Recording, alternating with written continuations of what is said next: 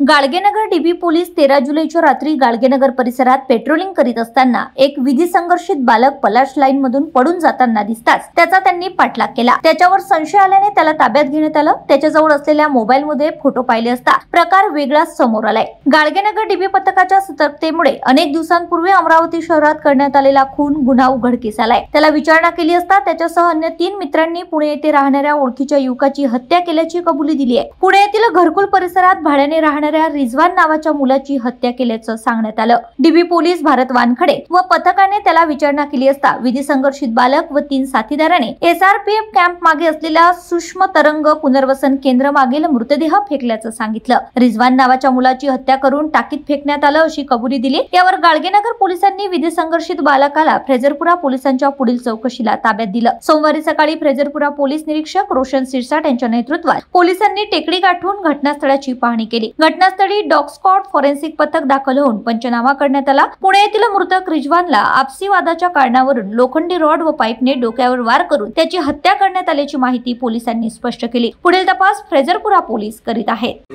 गाडगेनगरमध्ये Gadgenagar police स्टेशनचे जे अधिकारी आणि डीबीचे पथक आहेत ते काल रात्री पेट्रोलिंग करत असताना ते अँटी चेन स्नॅचिंग आणि विविध याच्यात शोध घेत होते। त्यावेळी त्यांना काही संशयित तरुण हे पळून जाताना दिसले।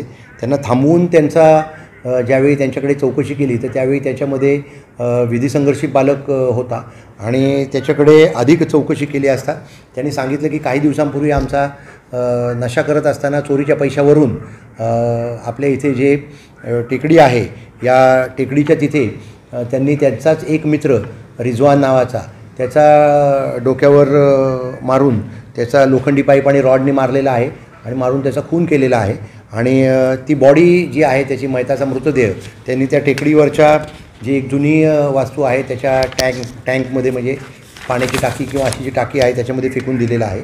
या घटनेवरून फ्रेजरपुरा पोलीस ठाण्याच्या हद्दीमध्ये गुन्हा दाखल करण्यात आलेला आहे आणि सर्व जे आरोपी आहेत एकूण त्या सर्व आरोपितांचा एक विधी संघर्षित बालक ताब्यात असून इतर आरोपितांचा शोध घेण्याचं काम सुरू आहे। कारण अजून संपूर्ण समोर यायचं आहे कारण या घटनेबाबत आत्ताच FIR दाखल करून तपास सुरू केलेला आहे। परंतु त्यांच्यामध्ये काही चोरीचे पैशाच्या वाटपावरून वाद झाला होता आणि नशा करत असताना त्यांनी मारामारी केली आणि त्याला मर्डर किंवा खून त्यांनी केलेला आहे।